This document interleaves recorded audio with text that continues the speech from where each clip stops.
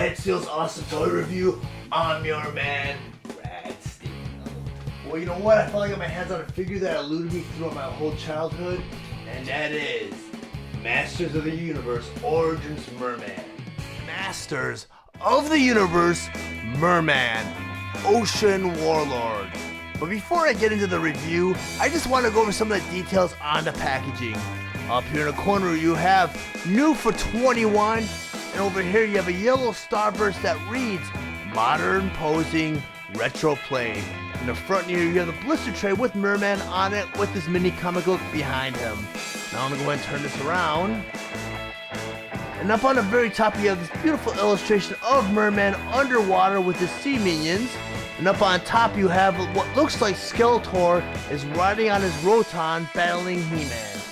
Over here it reads, lurking the darkest depths of the ocean, Mer-Man awaits Skeletor's orders to attack Eternia's surface world. And over here you have another yellow starburst that reads, includes comic book. And below the illustration you have this paragraph that reads, modernizing and celebrating the original 80s Masters of the Universe action figures. Masters of the Universe Origin gives you the power to pose Eternia's greatest warriors as retro-style figures or in new action battle positions. Over here you have a picture with a copy below it reading, fits Sword of Rakash in his hand. And over here you have twist into powerful battle position. Then over in the center here, you have the cross-sell for Wave 3. Masters of the Universe Origins Mer-Man. Mer-Man was released on January 1st, 2020 with a suggested retail price of $14.99, and he was available at all major retailers. Mer-Man was released along with other Masters of the Universe Origin Wave 3 figures, He-Man, Skeletor, She-Ra, Roboto, and Zodak. His accessories include his Sword of Rakash, his chest armor, and mini comic book. Mer-Man stands at 5.5 inches tall and is meant for ages 6 and up. His vintage design was updated for modern playability. There was one feature they kind of kept secret for the first few waves of Masters of the Universe Origin. I didn't really discover it until I purchased my first Masters of the Universe Deluxe figure, Battle Armor He-Man. And with Battle Armor He-Man, he came with instructions on how to take apart Battle Armor He-Man and swap out each of the parts.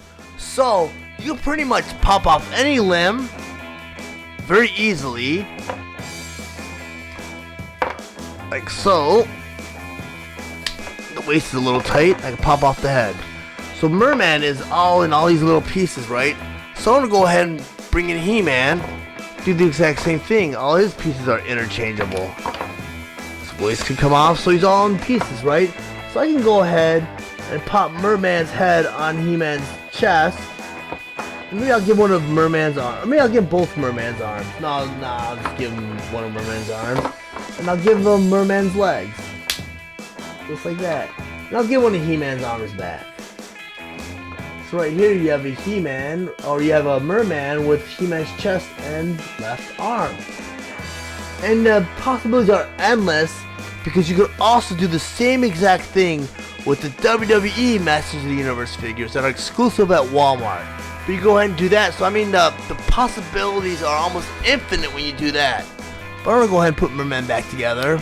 Now that I have Mer-Man put back together again, there's something I want to talk about real quick before I conclude this review. And that is, as you may have noticed, there is a small surplus of He-Mans and Skeletors still sitting there on the shelves, and you rarely get to see any of the other secondary characters on the shelves. And there's a perfectly good explanation as to why this is occurring.